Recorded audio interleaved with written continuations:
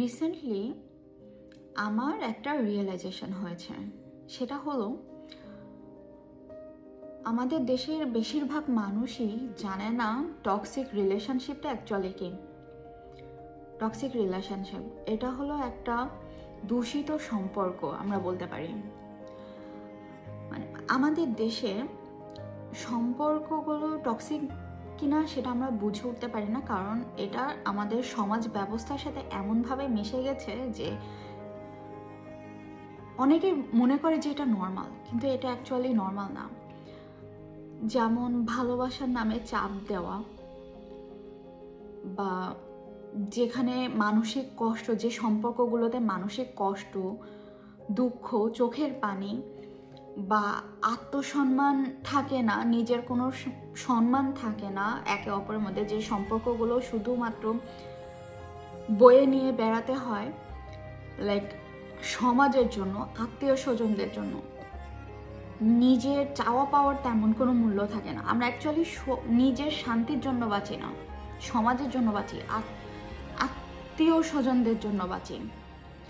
যেমন আমি আজকের টক্সিক রিলেশনশিপ সম্পর্কে অ্যাকচুয়ালি কয়েকটা পয়েন্ট তুলে ধরতে চাচ্ছি। সেটার মধ্যে প্রথমটা হলো, যেটা নিয়ে আমি অলরেডি বলেছি, যে ভালোবাসার নামে চাপ দেওয়া। অনেক সময় লাইক আমাদের পরিবারের মানুষজন আমাদের শেখায়, চাপ দেয় যে তুমি এই জামাটা পরতে পারবা না, এইভাবে ড্রেস আপ করো না, এই টাইমটায় বাইরে যেও না, ওর সাথে কথা বলো না।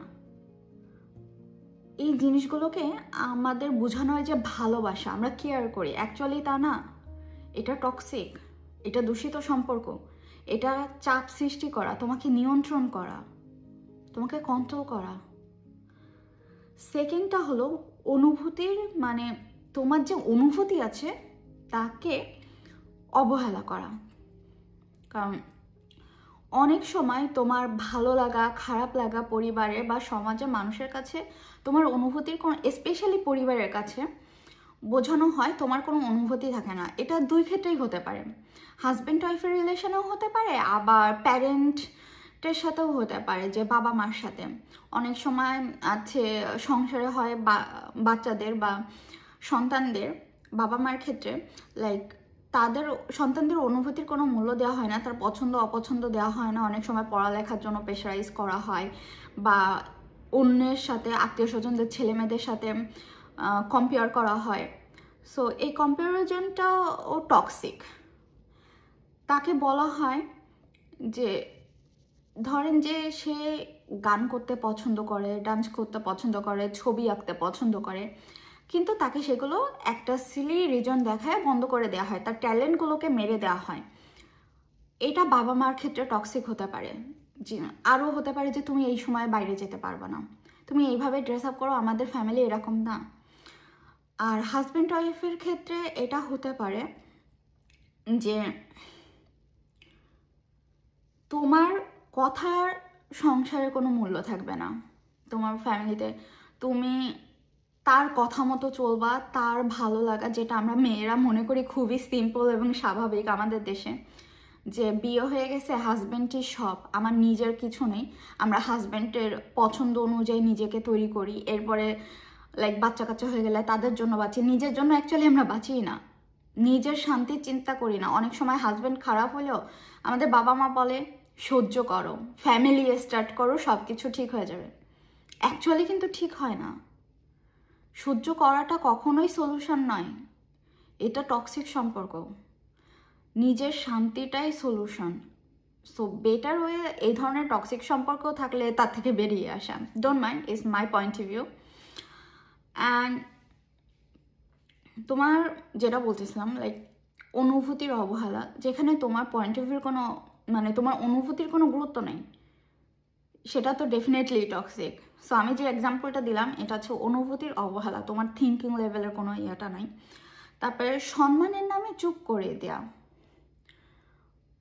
এটা আরেকটা ইম্পর্টেন্ট লাইক আমি যখন ছোট ছিলাম, দেশে ছিলাম, বাংলাদেশে, আমাদেরকে ছোটবেলা থেকে শেখানো হতো যে বড়দের সম্মান করতে হবে, বড়রা একটা অন্যায় করলেও তার প্রতিবাদ করা যাবে না, মুখ বুজে সহ্য করতে হবে। আসলে কি তাই? বড়রা অন্যায় করলে কেন মুখ বুজে সহ্য করতে হবে? বড়রা অন্যায় করলে অবশ্যই প্রতিবাদ করতে হবে। এটা টক্সিক যে বড়দের সম্মান করার নামে তাদের ছোটদের মুখটাকে বুজিয়ে রাখা, চাপ দেয়া ইজ নট গুড। বড়রা, ছোটদেরও রাইট আছে বড়দের কাছ থেকে রেসপেক্ট পাওয়া। তারপরে আরও একটা জিনিস আমি দেখছি যে কেউ ইম্পর্টেন্ট একটা লিঙ্ক, সহ্য করো, সব কিছু একদিন ঠিক হয়ে যাবে, যেটা আমি একটু আগেও হয়তো বলেছি, আমি জাস্ট ক্যাজুয়াল টক করতেছি। লাইক সহ্য করো, সব কিছু ঠিক হয়ে যাবে। একটা রিলেশনশিপ অনেক সময়, স্পেশালি মেয়েদের ক্ষেত্রে এটা খুব বেশি হয় বাংলাদেশে, যে বিয়ের পরে মেয়েদের কোনো কথা বলার রাইট থাকে না। তার চিন্তা ভাবনা স্পেশালি বিয়ের আগে একরকম থাকে, বিয়ের পরে তার ফ্যামিলিতে তার কোনো থাকে না, হাজব্যান্ডের কথাই ফ্যামিলির শেষ কথা, এই ধরনের কোনো একটা রাইট তৈরি হয়ে যায়, যেখানে মেয়েদেরকে লেখাপড়া করতে দেওয়া হয় না, বা এক কথা বলে তাকে বিয়ে করে পরে সে কথাগুলো পুরোটাই অস্বীকার করা হয়। তখন যখন মেয়েটা তার বাবা মার কাছে কমপ্লেন করে, তার বাবা মা তাকে অ্যাডভাইস করে যে সহ্য করো, এক সময় সব কিছুই ঠিক হয়ে যাবে। কিন্তু সহ্য করলে কি সব কিছু ঠিক হয়ে যায়? বরং এটাকে আরও লাই দেওয়া হয়। আমি মনে করি সীমা টানাটাই, সেই সম্পর্কে থেকে বেরিয়ে আসাটাই বরঞ্চ আত্মসম্মানের। যে কোনো টক্সিক রিলেশনশিপ কেটে ফেলা, সেখান থেকে বের হয়ে আসাটা আত্মসম্মানের আমার ক্ষেত্রে। অ্যানাদার পয়েন্ট, হিংসা বা অধিকার বোধ ফলানো। এটা অ্যাকচুয়ালি অধিকার বোধ না, অনধিকার চর্চা। লাইক স্পেশালি রিলেশনশিপের ক্ষেত্রে দেখছি, হাজব্যান্ড ওয়াইফ বলো বা গার্লফ্রেন্ড বয়ফ্রেন্ড, যে তুমি আমার, তুমি আর কারোর সাথে কথা বলতে পারবা না, আর কারোর সাথে ফ্রেন্ডশিপ করতে পারবা না।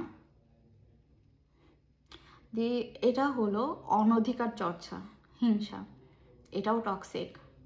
অ্যানাদার মোস্ট ইম্পর্টেন্ট জিনিস হলো ব্লেম করা। যেমন আমরা অনেক সময় শুনি কথায় কথায় অপোজিটের মানুষের কাছ থেকে, তুমি বদলে গেছো, তুমি আগের মতো নাই, বা কারো একটু ভালো পজিশন হলে বা ভালো একটা জব পেলে বলে, তুই তো এখন ভালো জব করিস, টাকা পয়সা ইনকাম করিস, তুই তো অহংকারী হয়ে গেছিস, তুই তো মানুষের মানুষ বলে দাম দিস না। এই ব্লেমিংগুলো টক্সিক। এই ব্লেমিং যারা করে তাদের সেই সম্পর্ক থেকে ডেফিনেটলি বের হয়ে আসা উচিত।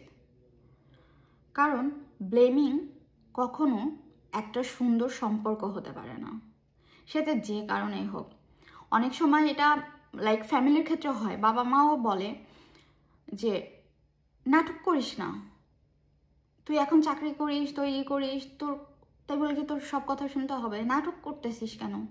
তোমার কথার কোনো মূল্য নেই, তোমার অনুভূতির কোনো মূল্য নেই, তুমি জাস্ট একটা লাইক মেশিন। তুমি আর্ন করবা, কষ্ট করবা, মাস গেলে পুরো স্যালারিটা তাদের কাছে দিয়ে দিবা, তোমার পার্সোনাল কোনো ইয়ে থাকবে না। That's toxic, that's parental toxic relationship. তাছাড়াও অনেক সময় বাবা মারা তার সন্তানকে প্রোডাক্ট হিসাবে চিন্তা করে। প্রোডাক্ট মিনস লাইক তারা চিন্তা করে আমি সন্তান জন্ম দিচ্ছি, আমার রিটায়ারমেন্ট লাইফে তারা আমাকে টেক কেয়ার করবে, সেই জন্য। তাছাড়াও তাদের যে স্বপ্নগুলো পূরণ হয়নি, তার সন্তানকে ফোর্স করে যে এই সম্পর্কগুলো, এই স্বপ্নগুলো আমার পূরণ করতে হবে। সন্তানের স্বপ্নের কোনো রাইট থাকে না। That's toxic. সেই সম্পর্কও কাট করা উচিত, সেটা হোক বাবা মার সাথে সম্পর্ক। টক্সিক অলওয়েজ নিড টু কাট। কিন্তু আমরা বাংলাদেশিরা যারা বাংলাদেশে বসবাস করি, তারা মনে করি এই জিনিসগুলো খুবই নর্মাল, কারণ আমরা এটা নিয়ে বড় হই, গড়ে উঠি।